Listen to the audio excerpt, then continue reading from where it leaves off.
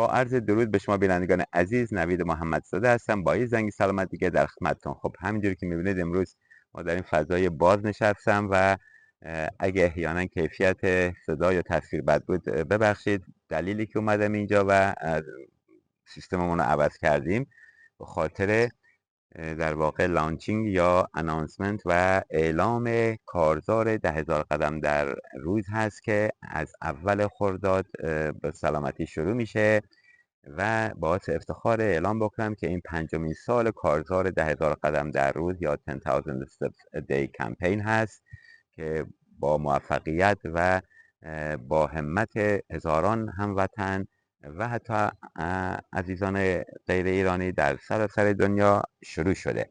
خب ببخشید من دوست ندارم در برنامه عینک بزنم، ولی به خاطر آفتاب که در اینجا امروز داریم، اینجا همیشه هم بدون آفتاب نیست، انگلیس بعضی وقتا آفتاب خوبی داریم و عینک میزنم. به هر حال ببخشید. ببینید دوستان، ما در طی چند سال گذشته این کارزار رو شروع کردیم و با همت هزاران نفر از سراسر ایران، از شمال تا جنوب، شرق تا غرب، بر طبق مدارک واقعا مطمئن این آگاهی را دارم که مردم انجام میدن و خوشبختانه یکی از فواید اصلی این کارزار 10,000 قدم در روز اینه که شماها بهش عادت میکنید. خود من 5 سال پیش یه رو فاصله داشتم تا محل کارم، روزی 2-3 دفعه موقع نهار و عصر و صبح اینا با ماشین میرفتم میومدم. بعد که این کارزار رو شروع کردم از اون موقع دیگه اصلا ماشین سوار نشدم، حتی برای کارهای مثل رفتن دندانپزشکی، دکتر، خرید سر کوچه شما دیگه عادت میکنید، بدنتون لذت میبره که پیاده برید، میشه جزئی از زندگی شما. در اینکه فواید پیاده‌روی چیا هستن و چقدر زیاده شکی درش نیست. من چندین برنامه برای شما تولید کردم، دقیقاً 10 برنامه مختص اثرات و نحوه انجام درست پیاده‌روی هست که میتونید به سوشال میدیا و یوتیوب ما مخصوصا و تلگرام رجوع بکنید و این برنامه ها رو ببینید. خواهشاً اطلاعات شما بایستی در حدی باشه که اون دلایل انجام پیاده‌روی رو به شما بده. وقتی اطلاعات ما بالا باشه اون موقع آدم بر مبنای دلایل میدونه چرا این پیاده‌روی رو انجام میده و به قول معروف عشق و علاقتون به اون دوچندان میشه. خب قبل از اینکه به برنامه و مطالب امروز بپردازم در رابطه با این مسائل اخیر، فقط یه نکته رو من اشاره بکنم. ببینید دوستان، مسئولین کشور ما متاسفانه چندان به فکر سلامتی شماها نیستن. در واقع اصلا بلد نیستن که به فکر سلامتی باشن یا چجوری سلامتی رو مدیریت بکنن. در رابطه با نکاتی که آقای پزشکیان که متاسفانه خودش پزشک است و اون تایتل دکتری را به دوشش میکشه، یه حرفایی گفت که من واقعا دلم نیامد از کنارش بگذرم. جناب پزشکیان، شما وقتی میگین حرفای آقای ترامپ رو نشنیدین، خیلی جالبه. اگه واقعا نشنیدین که خیلی کار بدی کردین، چرا که شما به عنوان رئیس جمهور این مملکت کار شما، یکی از کارهای شما باید این باشه که ببینید مردم های دیگه چی میگن، سیاستمدار دیگه چی میگن، مخصوصا کسی مثل رئیس جمهور آمریکا. اگه هم شنیدین میگین نشنیدم، که باز دیگه به قول معروف آدم نمیدونه چی بگه. و این که میگین وقتشو نداشتین، بازم خیلی اصلا مسخره است. شما باید وقت بذارید ببینید رئیس جمهور آمریکا چی میگه، رئیس جمهور انگلیس چی میگه، رئیس جمهور حتی افغانستان چی میگه. بر مبنای آن است که شما سیاستاتون رو هماهنگ میکنید. و از این که میگین سرتون شلوغه، واقعا شما به عنوان یک پزشک که اولین بار بعد دهها آخوند که رئیس جمهور این کشور بودن، شما واقعا به عنوان پزشک چه کار کردی برای این مردم؟ واقعا 4 تا از کارهایی که به درد مردم خورده باشه، سلامتی یه نفر رو بهتر کرده باشه، نحوه زندگیشو بهتر کرده باشه، تغذیه‌شو بهتر کرده باشه، وضعیت اقتصادی یکی رو بهتر کرده باشه، شما واقعا 4 تا کار رو مثال بزنید، من دیگه هیچی نمیگم. پس ببینید دوستان، مسئولین کشور ما به فکر سلامتی شما نیستن، چون بلد نیستن، چون مدیریت میخواد اینجور مسائل، از اقتصاد گرفته تا مسائل اجتماعی تا نظام سلامت. و این هم که آقای ترامپ این حرفا رو گفت، ببینید میگن همیشه دست بالا دست یاده. واقعا شماها جز فشار آوردن و شکنجه کردن و کتک زدن یه سری بچه و کودک و پیرمرد و پیرزن هیچ کار دیگه بلد نیستین و در مقابل کسایی که اینقدر شما را تحقیر کردن، این همه در کنار دست شما اومد واسطاد و دزدی‌های شما رو به رخ شما کشید، شما همتون سکوت کردین و اینجاست که آدم بعضی وقتا میگه شاید اون همه ظلمی که به مردم ایران میکنید در همچین جایی نتیجهشو میبینید و اونجاست که میگن دست بالا دست یاده و مطمئن باشید که شما به آخر خط رسیدید و وقتی یکی مثل آقای ترامپ میگه که شما دزدین، فقط به مسئولین رده اول نمیگه، هموطنان عزیز، از رهبریت و تمام مسئولین سیاسی و نظامی کشور گرفته تا اون فرماندار و اون مسئولین انجمن و رئیس یک بیمارستان و رئیس یک اداره و شهرداری و فرمانداری و غیره، همتون شامل این میشین. اگه واقعا دوست نیستین، در همچین سیستمی آدم نمیره کار بکنه، آدم میره بنایی میکنه، میره هر کار دیگه میکنه، ولی استخدام حکومتی که کودک کشه نمیشه. پس شما همه شامل این القاب زشتی که آقای ترامپ به شما داد میشین، نه فقط مسئولین رده اول. فکر نکنید اونی که میره آقای اطلاعاتی که پیرمرد و پیرزن رو میکشه و میگه این جمله از کتاب تو وردار یا این حرف رو نزن، این پست رو به زور برای آقای ایکس شیر کن، شما هم شاملش میشین. پس امیدوارم که هموطن عزیز در چنین شرایطی که هیچ کسی به فکر سلامتی شما نیست، لااقل خود شماها به فکر سلامتیتون باشین و این کارزار 10,000 قدم در روز یکی از بهترین راهکارهای مدیریت سلامت بدن خودتون است که من خوشبختانه با کمک شماها که از پنجشنبه اول خرداد شروع میشه تونستیم برای 5مین سال انجام بدیم و برای انجام اون هم راهکاراشو به براتون گفتم، بازم امروز ارائه میدم. ولی به چند تا نکته علمی قبل از این میخوام اشاره بکنم که شما باز بدونید چرا باید پیاده‌روی بکنید. دوستان، پیاده‌روی همونجوری که در برنامه قبلی هم گفتم، سقراط گفته پیاده‌روی بهترین درمان یا بهترین دارو برای بدنه. به چه دلیل؟ به دلایل زیر که اعلام میکنم. اول از همه برای سلامت روان، استرس و دپرشن خیلی خوبه دوستان. وقتی شما بعد 1 رو 20 دقیقه پیاده‌روی میکنید، احساس میکنید که مغز و روحتون آروم میشه، دیگه نگرانی و گفتگی و استرس های روزانهتون میریزید دور و این از نظر علمی هم ثابت شده. یک متاانالایزی که در جاما نتورک اوپن منتشر شده نشون داده که افرادی که روزانه بین 7,000 تا 10,000 قدم راه میرن 31% کمتر از دیگران در معرض افسردگی هستند. یه تحقیقات دیگه نشان داده که افرادی که پیاده‌روی میکنن 30 تا 40% کاهش علائم افسردگی نسبت به افراد کم تحرک دارند. پس اینم یک دلیل دیگه که ما باید پیاده‌روی بکنیم. یکی از فواید بسیار مهم پیاده‌روی دوستان، سلامت دستگاه اسکلتی و مایچه و تاندون و لیگامنت و اینجور بافت‌ها در بدنه که تحقیقات خیلی زیادی هست که یک مقاله که در لانست چاپ شده نشون داده که 5 بار در هفته به مدت 30 دقیقه پیاده‌روی کاهش قابل توجهی در کمردرد داشتن.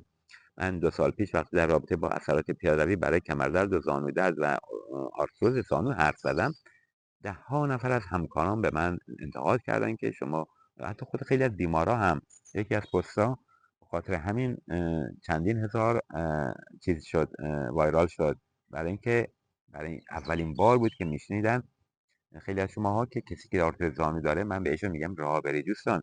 مقالات خیلی زیادی انجام شده و در افرادی که مبتلا به آرتروز زانو یا لگن یا ران هستن نشون داده شده که تقویت عضلات اطراف این مفاصل خیلی زیاد میشه، سفتی مفصل کاهش پیدا میکنه و همچنین آرتروز کند میشه. خب پس برای عزیزانی که ناراحتی شونه، کمر، گردن، زانو، مچ پا دارن، البته به بستگی به نوع آسیب داره، بستگی به اندازه درد داره، ولی در حد توانتون پیاده‌روی شروع کنید. در کنار این حتما به سایت‌های ما مراجعه بکنید و تمرین‌های مربوط به زانو و مچ پا و کمر رو انجام بدین که بتونید به راحتی پیاده‌رویتون رو انجام بدین. موضوع بعدی کاهش وزن و سیستم متابولیک بدن هست که خیلی به شدت تحت تاثیر قرار میگیره با پیاده‌روی و دلیل اونم اینه که کالری زیادی سوخته میشه و گفته که تحقیقات گفتن قرار دادن 10,000 قدم در برنامه روزه میتونه به کاهش یا حفظ وزن کمک کند. باز یه مقاله‌ای که در ولیبل هلس انجام شده علاوه بر سوزاندن کالری بهبودی آمادگی قلبی و عروقی و مدیریت بلند مدت وزن را ممکن میسازه که باز گفتم معمولا 10,000 قدم معادل سوزاندن 300 تا 500 کالری هست، البته بسته به وزن و سرعت پیاده‌روی. به هر حال دوستان پیاده‌روی میگم معجزه سلامته و به همه دوستان آشناهایتون اینو اطلاع رسانی کنید. متاسفانه یک گله‌ای که اینجا جا دارم از بعضی از شما هموطنان بکنم یا از همکاران کادر درمان و متخصصین عزیز بکنم اینه که در طی این 5 سال خیلی از شماها از کنار این بی اهمیت گذشتین. من میخوام همکاران داخل یک کارزار را بندازن و هدف اون این باشه که مردم به جای استفاده این همه داروی شیمیایی با ورزش و سلامتی و نحوه زندگی سالم بیماریاشون رو مدیریت بکنن. دوستان 80% از این داروهایی که شما میخورید به جرئت آدم میتونه بگه هیچ تأثیری روی سلامت شما ندارن، بلکه یک سری مواد شیمیایی را میریزین به بدنتون که خیلی مشکلات میتونه برای شما ایجاد بکنن و ده ها کارزار دیگه میشه راه انداخت، ولی متاسفانه چون مسئولین ما به این مسائل اهمیت نمیدن، صدا و سیمای میلی ما به این مسائل اهمیت نمیده، امثال من باعث بیان این کارا رو بکنن. همکاران متخصص داخل ایران چرا شما ساکت نشستین؟ میبینید مردم ما در 60 سالگی مثل 90 ساله ها دیده میشن. میبینید این هم از مردم ما پیاده‌روی نمیکنن. میدونید که یک کمردردی که با 4 تا تمرین خوب میشه میره زیر تیغ جراحی. خواهشاً سکوت نکنید. حس و احساس غیرت نسبت به ایران و سرزمین ایران فقط موضوع آب نیست، فقط موضوع اقتصاد نیست، فقط موضوع تغذیه نیست. این سلامت مردمه که در خطره به خاطر عدم مدیریت خوب این حکومت. چرا که وقتی مردم سالم باشن میتونن همه اون مسائل دیگر رو بسازن. پس امیدوارم که همکاران کادر درمان سعی کنن در این مسائل خیلی همت کنن، کارزارهای مختلف را بندازید. این همه سوشال میدیا رو من نگاه میکنم، یک نفر نیامد این کارزار رو شیر کنه، بازپخش کنه، اطلاع رسانی کنن. همینجوری که من وقت میذارم برای سلامتی شما، این همه خیلی هم واقعا دستون در نکنه، تشکر میکنیم، منم اپریشیت میکنم لطف شما رو، امیدوارم بتونم جبران بکنم، ولی خیلی هم هستن که از کنار این مسائل بی اهمیت میگذرن. پس دوستان تا دیر نشده بایستی اقدام کرد. یکی از بینندگان و همراهان کارزار 10,000 قدم که صدها نفرش من دیدم دوست آشنا و همراه کردم با خودشون، میگه یکی از آشناهاشون که 10 ها بیماری داشته با خودش همراه کرده و جواب ایشونو من دوست دارم براتون بخونم. چربی دور قلبم کاملا از بین رفته، کاهش وزن داشتم، تاثیر زیاد در بهبود خوابم داشته، فشار خون بالا که همیشه ازش اذیت می شدم، خدا رو شکر فشار خونم هم کنترل می شده. البته من داروی فشار رو قطع نکردم، حس و حال خوبی بهم میده. پس ببینید دوستان، این یک نظر یکی از بینندهایی که یکی از همراهان کارزار 10,000 قدم ایشونو با خودش همراه کرده. وظیفه من و شماها هممون اینه که بتونیم در دوست و آشنا تأثیر گذاری بکنیم. شماها میتونید کسی که اطلاعی نداره را با خودتون همراه بکنید، همین حرفای منو منتقل کنید بهشون تا متقاعد بکنید. یکی از اثرات دیگه برای سلامت برای خانم های بارداره و یا کسایی که میخوان باردار بشن. دوستان در کشور ما این مسئله بارداری به یک معضل تبدیل شده، اینقدر که یک سری از پزشکای بی سواد اومدن همه رو استراحت مطلق توصیه کردن، دیگه یک فرهنگ شده متاسفانه. علاوه بر استراحت مطلق در زمان 9 ماه بارداری، بعدش هم سزارین رو مد کردن. این خیلی ضررهای زیادی برای بدن داره.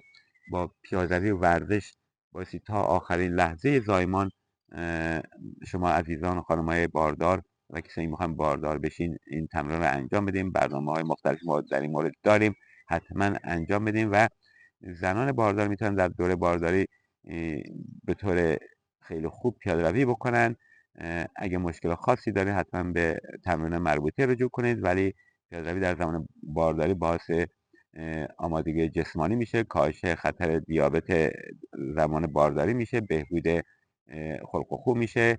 کالج متخصصان زنان و زایمان آمریکا توصیه میکند که زنان باردار حداقل 150 دقیقه فعالیت هوازی داشته باشید.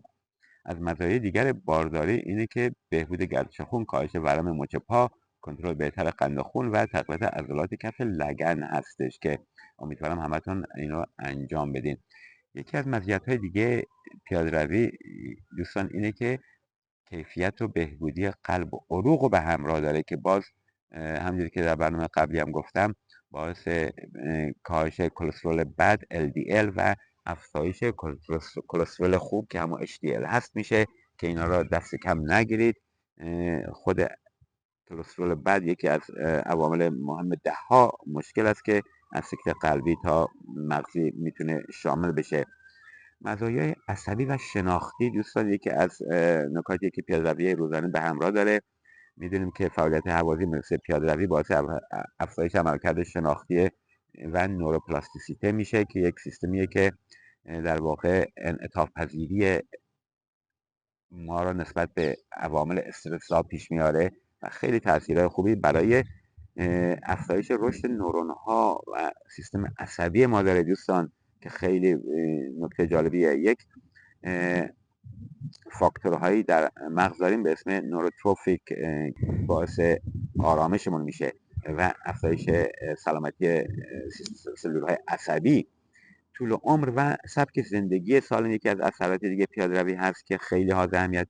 افرادی که 6000 تا 8000 قدم پیاده‌روی میکنن دچار تحرک و افزایش استقلال و نشاط میشن. دوستان یکی از مزایای پیاده‌روی اینه که مایچه‌های پاهاتون قوی میشه و وقتی بدن قویه شما احساس استقلال دارید، شما خاطر جمع هستین. شما وقتی میخواین پاشین دیگه به پاتون فشار نمیاد، به زانوتون فشار نمیاد. این مایچه ها خوب کار میکنن. من ببخشید مطالب اینقدر زیاده که سریع دارم میرم چون میخوام به مطالب مهم برسم. تحقیقات نشون داده که تا 10,000 قدم با کاهش 40% مرگ و میر همراه هستیم. دوستان این خیلی نکته مهمیه که بازم اشاره میکنم حتما به سایت ما مراجعه بکنید و نحوه درست این تمرین ها همه را انجام بدین. چند تا نکته برای پیاده‌روی: یکی کفش مناسب داشته باشین دوستان، نه بزرگ باشه نه کوچک باشه. کفش کتونی خیلی بهتره ولی با کفش معمولی هم میشه اگه پاتون راحت باشه. یکی دیگه اینکه گرم کردن بدن قبل از پیاده‌روی که براتون نشون میدم، یکی سر کردن و کششی های بعد از بدنه.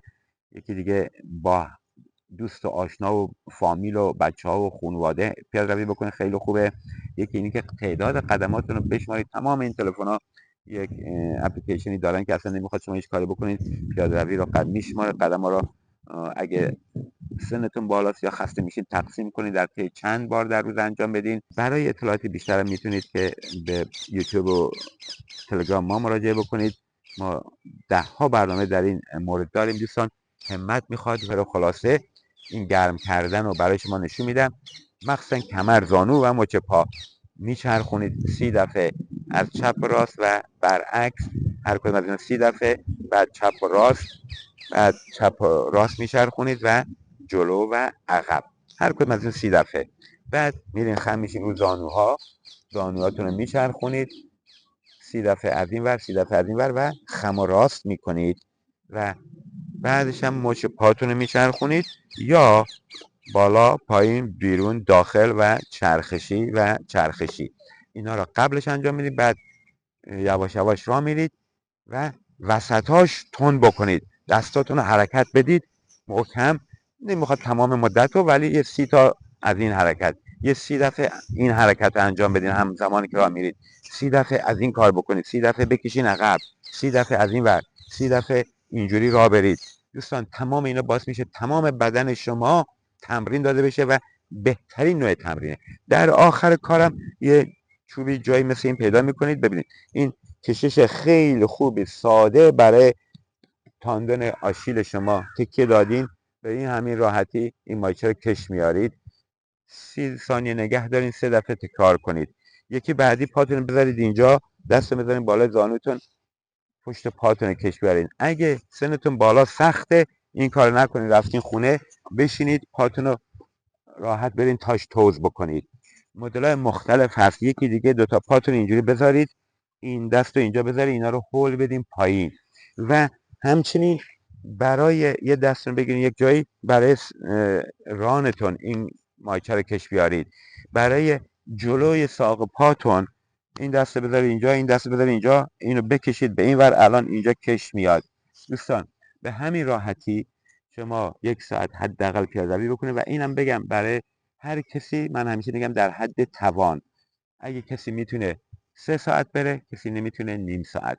دیگه نیم ساعت رو هر کسی بجز افرادی که روی تخت بیمارستان خوابیدن و یا معلولیت‌های شدیدی دارن میتونه پیاده‌روی بکنه. و نکته جالب اینه که وقتی شما اون نیم ساعت رو انجام دادین، در طی روزهای بعد یا لااقل هفته یه بار یه 5 دقیقه بهش اضافه بکنید. ببینید دوستان، پیاده‌روی وقتی شما راه میرید، الان این پا رو از اینجا برداشتم که بیارم اینجا بذارم زمین، از اینجا تا اینجا بدن شما روی پا وایستاده. این یعنی تمام این مایچه ها فعال شدن، لیگامنت ها و تاندون ها فعال شدن، سیستم بالانس کوردینیشن شما فعال شده، مغز شما کار میکنه تمام این مایچه ها رو نگه داره در این حالت و ده ها فاکتور دیگه. به هر حال دوستان مطالب به اندازه کافی در سوشال میدیا ما هست. من با افتخار و با سپاس از همراهانی که در سراسر دنیا در کشورهای خارجی ما خیلی همراهان کارزار 10,000 قدم داریم و امسال ما از طریق مطب روز کلینیک با چند تا از همکارا شروع کردیم در بین خارجی ها یا داخلی های اینجا، اونها رو هم تشویق کردیم. البته اینجا خوشبختانه اکثر مردم این ورزش رو میکنن. این مردم ایرانه که همونجوری که آقای ترامپ گفت شماها خراب میکنید، داغون میکنید، جنگلا رو خشک میکنید، مردم رو هم سوزوندین، مردم رو هم خشکوندین. مردم ما دپرسن، استرس دارن، مریضی دارن، بیماری دارن، قند دارن، دیابت دارن. کی سالمه توی کشور؟ بینندگان، وظیفه من و شماست که این هوشیاری را به وجود بیاریم.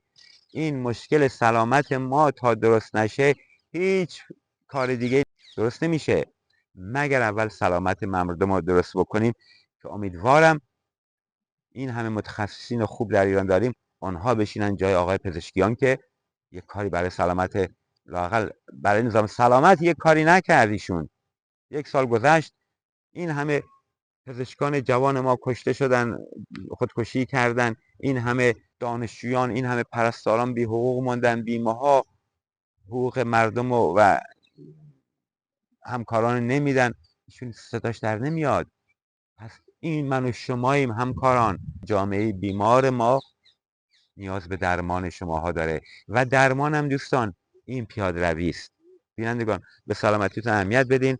امیدوارم که این برنامه را جدی بگیرین، به همه دوست آشناهایتون بفرستید و منتظر کلیپ ها و نظرات شما از طریق هشتگ 10,000 قدم کارزار 10,000 قدم در روز هستم، با آرزوی سلامتی برای همتون و آرزوی آزادی ایران. شب و روز خوش. خدا نگهدار.